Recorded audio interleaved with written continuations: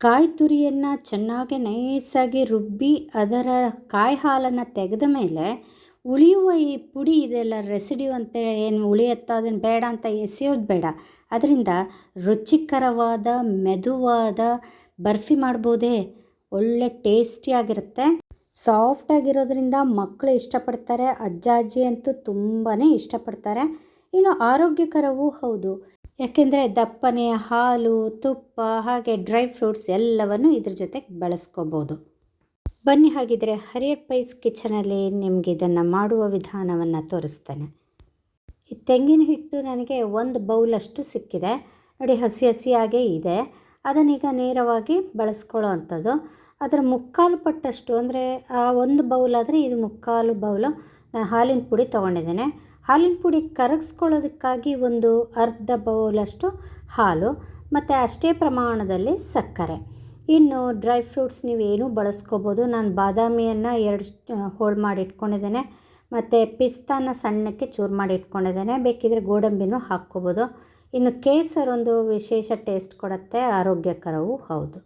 ಮೊದಲಿಗೆ ಪ್ಯಾನಲ್ಲಿ ಒಂದು ಸ್ವಲ್ಪ ತುಪ್ಪ ತೊಗೊಂಡು ಬಾದಾಮಿಯ ಹೋಳುಗಳನ್ನೆಲ್ಲ ಚೆನ್ನಾಗಿ ಫ್ರೈ ಮಾಡ್ಕೊಳ್ಳೋಣ. ಸ್ವಲ್ಪ ರೋಸ್ಟ್ ಆಗಬೇಕು.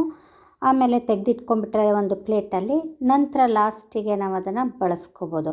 ಅದೇ ತುಪ್ಪದಲ್ಲಿ ಒಂದು ಸ್ವಲ್ಪ ಅರ್ಧ ಬೌಲಷ್ಟು ನೀರನ್ನು ಹಾಕ್ಕೊಂಡು ಸಕ್ಕರೆಯನ್ನು ಹಾಕ್ಕೊಂಡಿದ್ದೇನೆ. ಸಕ್ಕರೆ ಕರಗುವವರೆಗೂ ಕಾದು ಅದು ಚೆನ್ನಾಗಿ ಗುಳ್ಳೆ ಬಂದು ಕರಗಿದ ಮೇಲೆ ನಾವು ತೆಂಗಿನ ರೆಸಿಡ್ಯೂವನ್ನು ಹಾಕ್ಕೊಳ್ಳೋಂಥದ್ದು. ಅದನ್ನು ಚೆನ್ನಾಗಿ ಎಲ್ಲೆಲ್ಲೂ ಗಂಟಾಗದಂತೆ ಚೆನ್ನಾಗಿ ಮಿಕ್ಸ್ ಮಾಡ್ತಾ ಬರಬೇಕು. ನೀರಿನ ಅಂಶ ಹೋಗುವವರೆಗೂ ಅದನ್ನು ಕೈಯಾಡಿಸ್ತಾನೇ ಇರಬೇಕು. ಸೊ ಇದು ಒಂದು ಸಾಧಾರಣ 10 ನಿಮಿಷವಾದರೂ ಬೇಕಾಗ್ತದೆ ಅದು ಕಂಪ್ಲೀಟಾಗಿ ಗಾಢವಾಗೋಕ್ಕೆ. ಒಂದು 5 ನಿಮಿಷ ಆದಾಗ ಸಾಧಾರಣ ದಪ್ಪಗಾಗಿದೆ ಅಂತ ಅನ್ನಿಸುವಾಗ ಒಂದು ಸ್ವಲ್ಪ ಬೇಕಿದ್ದರೆ ತುಪ್ಪ ಹಾಕ್ಕೋಬೋದು. ಇಲ್ಲದಿದ್ದರೆ ಚೆನ್ನಾಗಿ ಗಟ್ಟಿಯಾಗುವವರೆಗೂ ಕಾದು ಕೈ ಬಿಡದೇನೆ ಅದನ್ನು ಸ್ವಲ್ಪ ಸಾಲಿಡ್ ಆಗುವವರೆಗೂ ನೀರಿನ ಅಂಶ ಎಲ್ಲ ಹೋದ ಮೇಲೆ ನಾವು ಹಾಲಿಗೆ ಏನು ಹಾಲಿನ ಪುಡಿಯನ್ನು ಹಾಕಿ ಮಿಕ್ಸ್ ಮಾಡಿ ಇಟ್ಕೊಂಡಿರ್ತೇವೋ ಕೇಸರು ಕೆಲವು ಎಸಳನ್ನು ಹಾಕ್ಕೊಂಡಿದ್ದೇನೆ, ದಪ್ಪನೆಯ ಹಾಲಾಗಿ ಹಾಕ್ಕೊಳ್ಳುವಂಥದ್ದು. ಸೊ ಇದು ಮುಖ್ಯವಾದ ಅಂಶ. ಯಾಕೆಂದರೆ ಈ ಮಲಾಯಿಯಲ್ಲಿ ತೆಂಗಿನ ತುರಿಯ ಅಂಶ ಒಳ್ಳೆ ಬ್ಲೆಂಡಾಗಿ ಟೇಸ್ಟಿ ಆಗುತ್ತೆ ಈ ಒಂದು ಬರ್ಫಿ.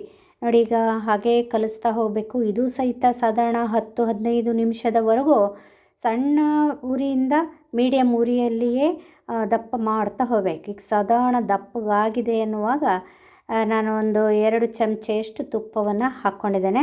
ಅದು ಚೆನ್ನಾಗಿ ಕಲಸಿ ಬರಬೇಕು. ಒಟ್ಟಿನಲ್ಲಿ ಕೈ ಆಡಿಸ್ತಾನೇ ಇರಬೇಕು. ಈ ಬರ್ಫಿಗಳಂದ್ರೇ ಹಾಗೇ.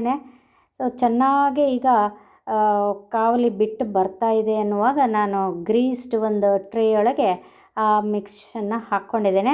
ಅದರ ಮೇಲೆ ಈ ಡ್ರೈ ಫ್ರೂಟ್ಸ್ಗಳನ್ನೆಲ್ಲ ಹಾಕಿ ಕೇಸರಿನ ಎಸಳುಗಳನ್ನು ಸಹಿತ ಹಾಕಿ ಚೆಂದ ಲೆವೆಲ್ ಮಾಡ್ಕೊಂಡ್ಬಿಡ್ಬೇಕು. ಮೊದಲೇ ಹಾಕ್ಕೊಂಡ್ರೆ ಲೆವೆಲ್ ಮಾಡುವಾಗ ಅದು ತುಂಬ ಚೆಂದವಾಗಿ ಅದರಲ್ಲಿ ಅಂಟ್ಕೊಂಡು ಕೂತ್ಕೊಳ್ಳುತ್ತೆ.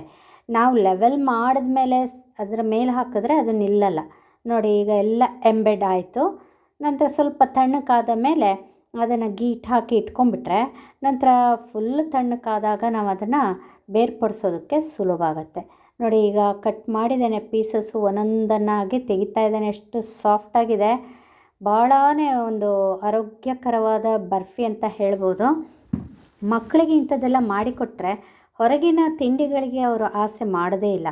ನಾನಂತೂ ಹೆಚ್ಚಾಗಿ ಹೋಟ್ಲು ಬೇಕ್ರಿಯ ತಿಂಡಿಗಳನ್ನು ಎಂಟರ್ಟೈನ್ ಮಾಡೋದೇ ಇಲ್ಲ. ಇಂಥದ್ದೆಲ್ಲ ಖುಷಿಯಲ್ಲಿ ನಾವೇ ಮಾಡಿದ್ದು ತಿನ್ನೋದು ಒಂದು ವಿಷಯ, ಮತ್ತು ಮಕ್ಕಳಿಗೂ ಸ್ವಲ್ಪ ಆರೋಗ್ಯಕರವಾದದ್ದು ಮನೆಯ ತಿಂಡಿಗಳೇ ಬೆಟ್ರ್ ಅಲ್ವೇ. ಎಷ್ಟು ಸಾಫ್ಟಾಗಿದೆ ನೋಡಿ, ಕಟ್ ಮಾಡಿ ತೋರಿಸ್ತಾ ಇದ್ದೇನೆ. ಯಾರೂ ಇಷ್ಟಪಟ್ಟು ತಿನ್ಬೋದಾದಂಥ ಒಂದು ಬರ್ಫಿ. ಇದನ್ನು ನಾರಿಯಲ್ ಮಲಾಯಿ ಬರ್ಫಿ ಅಂತ ಹೇಳ್ಬೋದು ತಾನೆ. ನೀವೇನು ಕರಿತೀರಾ ಕಾಮೆಂಟ್ ಮಾಡಿ. ನೀವು ಮಾಡಿ ತಿಂದು ನೋಡಿ. ಇಷ್ಟವಾದಲ್ಲಿ ನನಗೊಂದು ಲೈಕನ್ನು ಕೊಡೋದು ಮರಿಬೇಡಿ. ಹಾಗೆ ಫ್ರೆಂಡ್ಸ್ ಆ್ಯಂಡ್ ರಿಲೇಟಿವ್ಸೊಂದಿಗೆ ಈ ವಿಡಿಯೋನ ಶೇರ್ ಮಾಡಿ. ಮೊದಲ ಬಾರಿ ನೋಡ್ತಾ ಇದ್ದರೆ ಸಬ್ಸ್ಕ್ರೈಬ್ ಆಗೋದನ್ನು ಮರಿಬೇಡಿ. Thank you.